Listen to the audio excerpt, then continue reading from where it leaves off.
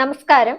നവകേരള സദസ്സ് സമാപിച്ചതിനു പിന്നാലെ സംസ്ഥാന മന്ത്രിസഭയിൽ പുനഃസംഘടന. ഇടതുമുന്നണിയിലെ ധാരണപ്രകാരം കേരള കോൺഗ്രസ് ബിയിലെ KB ഗണേഷ് കുമാറും കോൺഗ്രസ് എസിലെ കടന്നപ്പള്ളി രാമചന്ദ്രനും മന്ത്രിമാരാകും. ഗണേഷിന് ഏറെ വെല്ലുവിളികൾ മറികടന്നാണ് മന്ത്രിയാകാൻ വീണ്ടും അവസരമൊരുങ്ങുന്നത്. പിണറായി മന്ത്രിസഭയിൽ കൊല്ലത്ത് നിന്നുള്ള മൂന്നാം മന്ത്രിയാകും ഗണേഷ്. ചിഞ്ചുറാണിയും KN ബാലഗോപാലുമാണ് കൊല്ലത്ത് നിന്നും മന്ത്രിയായ MLA മാർ.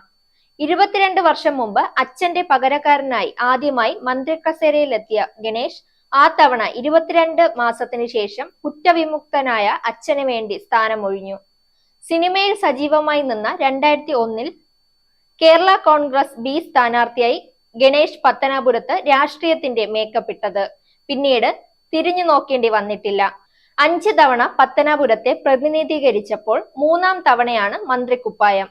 ആദ്യ തവണ ആന്റണി മന്ത്രിസഭയിൽ ഗതാഗത മന്ത്രിയായി ആ മേഖലയിൽ പരിഷ്കരണങ്ങൾ കൊണ്ടുവന്നു. രണ്ടാം തവണ ഉമ്മൻചാണ്ടി മന്ത്രിസഭയിൽ വനം, സിനിമാ മന്ത്രിയായപ്പോഴും മികവ് കാട്ടി. പക്ഷേ കുടുംബത്തിലെ വിവാദങ്ങൾ മന്ത്രിസ്ഥാനം നഷ്ടമാക്കി. ആദ്യ ഭാര്യയുമായുള്ള കുടുംബ പ്രശ്നങ്ങൾക്കും സോളാറിലും വ്യക്തിപരമായ നഷ്ടമുണ്ടായി. ഇപ്പോൾ സോളാർ ആക്ഷേപത്തിലെ പുതിയ വിവാദം സജീവമാണ്. ഇതിനൊപ്പം ബാലകൃഷ്ണ പിള്ളയുടെ സ്വത്ത് വിഹിതം വെക്കലുമായി ബന്ധപ്പെട്ട തർക്കവും. അതെല്ലാം പിണറായി വിജയൻ എന്ന മുഖ്യമന്ത്രി മുഖവിലക്കെടുത്തില്ല. അങ്ങനെ ഗണേഷ് മന്ത്രിയാകുന്നു. സ്വത്ത് തർക്കവും സോളാറിൽ ഉമ്മൻചാണ്ടിയെ കുടുക്കിയതുമെല്ലാം ആരോപണങ്ങളായി ആകാശത്ത് സജീവമാണ്. അതുകൊണ്ട് തന്നെ മന്ത്രിയാകുന്ന ഗണേഷ് കൂടുതൽ കരുതലുകൾ എടുക്കേണ്ടി വരും. മന്ത്രിമാരായ ആന്റണി രാജുവും അഹമ്മദ് ദേവർകോവിലും ഞായറാഴ്ച മുഖ്യമന്ത്രിക്ക് രാജിക്കത്ത് കൈമാറി. 29 വൈകിട്ട് 4 പുതിയ മന്ത്രിമാരുടെ സത്യപ്രതിജ്ഞ.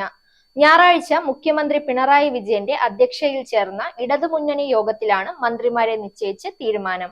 തുറമുഖം, മ്യൂസിയം, ആർക്കിയോളജി ആർക്കൈവ്സ് വകുപ്പുകളാണ് അഹമ്മദ് ദേവർകോവിലിന് നൽകിയിരിക്കുന്നത്. ഗതാഗതം, മോട്ടോർ വാഹനം, ജലഗതാഗത വകുപ്പുകളായിരുന്നു ആന്റണി രാജുവിന്. ഇതേ വകുപ്പുകൾ തന്നെ പുതിയ മന്ത്രിമാർക്കും നൽകിയേക്കും. 2.5 വർഷം വീതം ആന്റണി രാജുവിനും അഹമ്മദ് ദേവർകോവിലിനും മന്ത്രിസ്ഥാനം നൽകാനായിരുന്നു മുന്നണിയിലെ ധാരണ. ഗണേഷ് കുമാർ UDF-ൽ നിന്ന് മാറി LDF-ൽ എത്തിയപ്പോൾ ആദ്യ തവണ MLA ആയി നിൽക്കേണ്ടി വന്നു. രണ്ടാം പിണറായി സർക്കാരിൽ ഒരു MLA മാത്രമുള്ള ഘടകകക്ഷികൾക്കും മന്ത്രിസ്ഥാനം നൽകാനുള്ള തീരുമാനമുണ്ടായപ്പോൾ തന്നെ ഗണേഷ് മന്ത്രിപദം ഉറപ്പിച്ചിരുന്നു.